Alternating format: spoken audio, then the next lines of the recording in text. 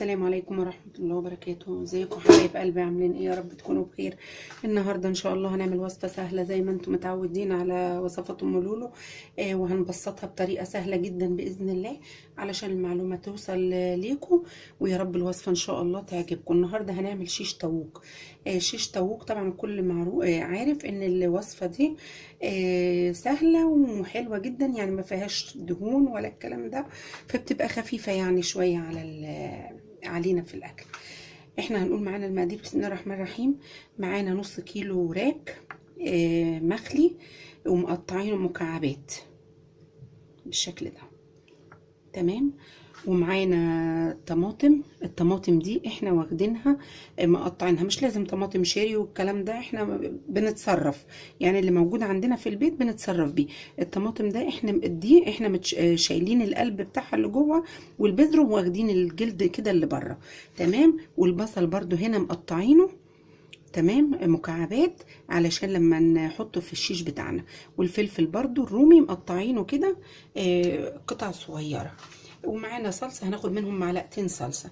ومعانا التوابل بتاعتنا ملح وفلفل وبابريكا، والكركم ده هيزيد من طعم الشيش طاووق وهيخليه حلو جدا.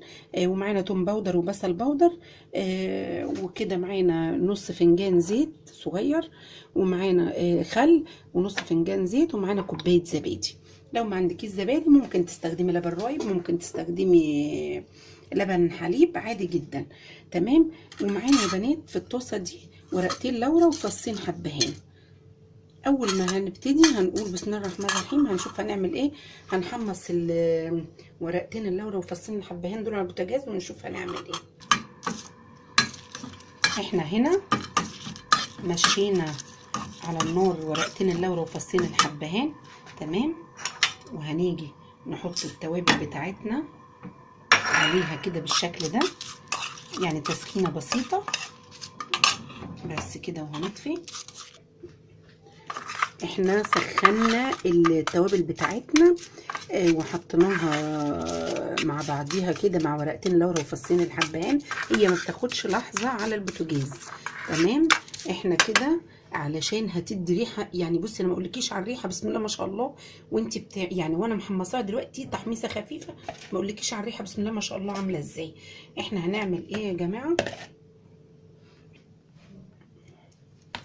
هنا حطينا الخل بتاعنا والزيت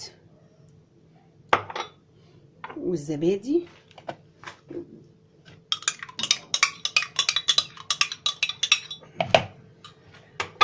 ومعلقتين صلصة. عندك صلصة؟ انا عندي صلصة طماطم انا ضربها في الكبة. ما عندكيش مفيش اي مشكلة، عادي جدا ممكن تحطي من الصلصة بتاعتك اللي في البيت اللي في العلب الجاهزة، تمام. وهنحط التوابل دي. التركه بتاعت التوابل دي ما اقولكيش هتخلي الشيش طاووق بتاعك عامل ازاي. بسم الله ما شاء الله، بسم الله ما شاء الله، في منتهى الجمال، تمام. احنا هتكون ريحته واصله لاخر الشارع، انا ما اقولكيش على الريحه بسم الله ما شاء الله عامله ازاي. احنا كده بنقلب الزبادي والخل والزيت والبهارات بتاعتنا اللي حطيناها على البوتاجاز، تمام. احنا بقى في حاجه هنا يعني هنقولها كده وهنضيفها علشان الكل يستفيد. اولا الشيش طاووق ده لازم بنحط فيه شرايح بصل وطماطم وفلفل زي ما احنا متعودين. احنا بقى في تركه كده عند ام لولو لازم تعرفوها.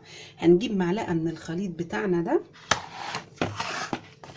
شايفه، علشان لما تاكلي الخضار بتاعك يبقى ليه طعم. بصي بتقلبيه وبتسيبيه في التتبيله دي بسم الله ما شاء الله هيديكي طعم. معلش يا بنات اللي بيقع ده ما فيش مشاكل، كان عايز حاجه واسعه شويه. احنا بنقلب الكلام ده الخضار بتاعنا في معلقتين الصلصه، تمام. بنقلب، شايفه ليه بقى؟ انا مش عايزه اكل خضار ملوش اي طعم، انا عايزه اكل خضار يعني واخد من التتبيله بتاعت الشيش طاووق، فلازم هعمله كده واسيبه خلاص في الخلطه دي. وهنيجي بعد كده احنا الشيش معانا اهو، والخلطه بتاعتنا هي يا جماعه اللي احنا عملناها. بسم الله. طبعا الوراك دي مغسوله كويس جدا ومتنضفه كويس جدا ومنقوعه في الخل والليمون والملح يعني والدقيق، يعني مخلينها زي الفل. تمام. احنا قطعنا الوراك مكعبات، انت ممكن تعملها بصدور على فكره اللي موجود عندك والمتاح، بس احنا بنعملها ليه بالوراك؟ لانها بتستوي بسرعه، ما بتشدش وبتنشف على البوتاجاز. احنا طبعا التتبيله بتاعتنا دي هنغطيها ونقفلها كده ونشيلها في التلاجة. المفروض تعمليها من ليلة كاملة، احنا بقى هنعملها يعني ايه كام ساعة كده ونعملها مع بعضينا.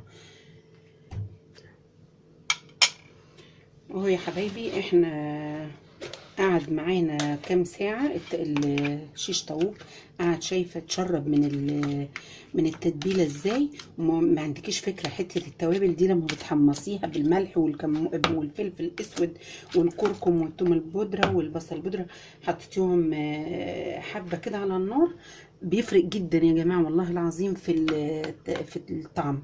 احنا عندنا هنا الشيش، وطبعا الطماطم متبله والبصل والفلفل الرومي. تمام. وهنا كده اتشرب من التتبيله برده بتاعته. احنا ما كملناش برده ايه 5 ساعات يعني، عشان ايه للامانه انت لو بيتيه في التلاجة هيبقى تحفه تحفه تحفه. ولو كمان انما انا بقى مستعجله وعايزه اعمله، فمضطره ان انا ايه ما اخرش يعني. بسم الله الرحمن الرحيم. احنا هناخد القطعه الصغيره، انت بتقطعيه صغير. تمام. احنا الشيش ده يا جماعه عاملينه بايدينا، حاجه مضمونه وجميله. بصي احنا بناخد من الشرايح دي. تمام. انا على فكره قصه الشيش عشان انا عندي الطاسه بتاعتي صغيره. تمام يا جماعه. هنا كده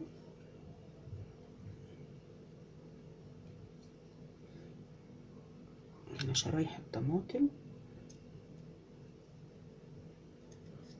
معلش هو جامد شويه، احنا هنحاول نوسع فيه عشان كل حاجه تاخد ايه وضعها في السوا.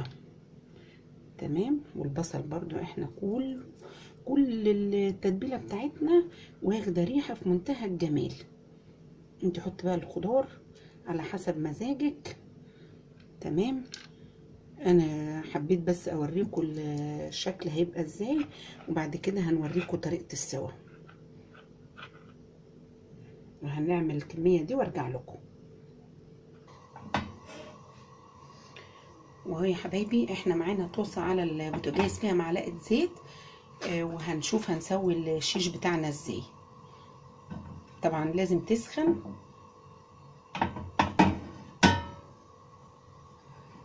ومعانا على العين التانية في فحماية كده.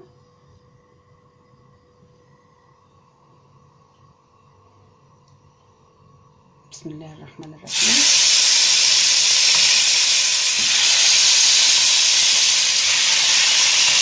انت ممكن تعملي في اي طاسة في اي صينية عادي جدا، مش هتفرق.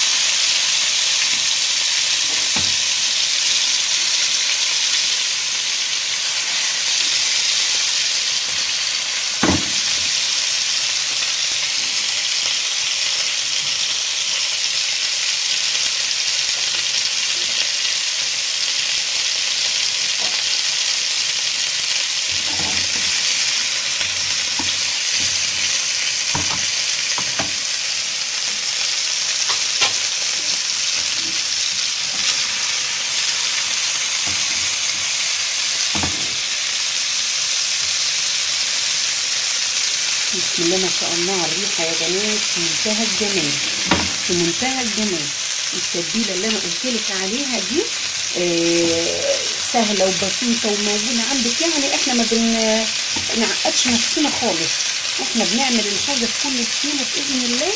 طبعا احنا بنضغط عليها كده عشان بس كلها تاخد ايه لون. بسم الله ما شاء الله على الريحه. التوابل لما حمصتيها التحميصه دي اقسم بالله في منتهى الجمال، لما يعني مجرد ان انت بس حمصتيها وحطيتيها على التتبيله بتاعتك بتدي طعم وريحه في منتهى الجمال. يعني ما اقولكوش على الشيش دلوقتي طعمه ريحته عامله ازاي.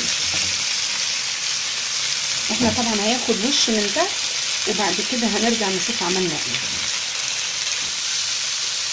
وهي حبايبي شكل الشيش بعد ما استوى ده ما شاء الله في منتهى الجمال.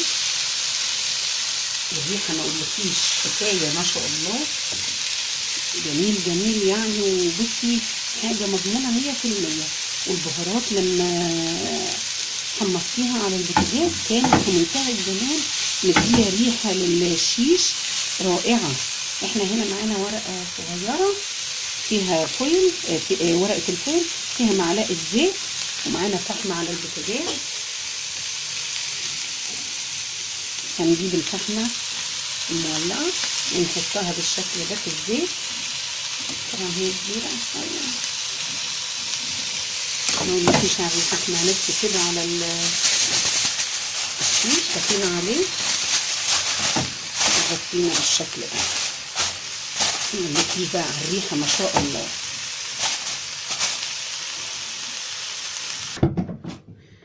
وهو يا حبايبي الشيش بعد ما استوى على البوتاجاز خد لون في منتهى الجمال طبعا، وطبعا مستوي خالص.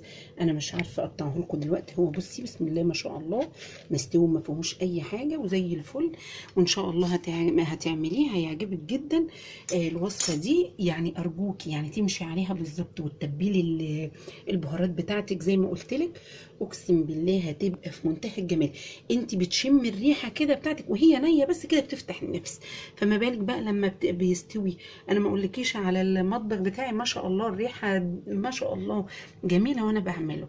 وطبعا حطينا الفحم وغطيناه يعني حطينا معلقه زيت في الفحم، وديكي شايفه شكله روعه ويفتح النفس. هتعمليه ان شاء الله على طريقتي هيعجبك جدا، وان شاء الله هتجربي وصفاتي كلها باذن الله هتنال اعجابكم. ويا ريت لايك وشير وسبسكرايب عشان يوصل لكم كل جديد باذن الله يا حبايبي. والسلام عليكم ورحمه الله.